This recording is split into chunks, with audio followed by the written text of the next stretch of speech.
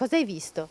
Perché io sopra era la mia casa, io ho sentito rumore 3 volte, qualcosa porta a stare come facendo così.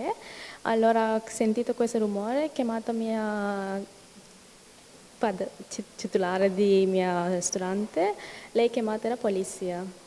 E tu hai ripreso tutto col cellulare e hai dato il video alla polizia, giusto? Sì. I rumori forti nel cuore della notte l'hanno svegliata. Dalla sua finestra ha visto il ladro che spingeva contro la vetrina e stava per entrare nel ristorante dove lavora. Pochi istanti e col cellulare ha filmato tutto, con un altro telefono invece ha chiamato la titolare e la polizia. Le immagini registrate da questa ragazza sono state fondamentali per individuare l'uomo. Gli interventi della polizia alle 4 del mattino di domenica, la porta d'entrata del ristorante Sushi all'angolo tra via Raggio di Sole e Corso Milano a Padova forzata. All'interno il ladro che era scappato aveva fatto razzia di costose bottiglie di champagne, un cellulare e un orologio.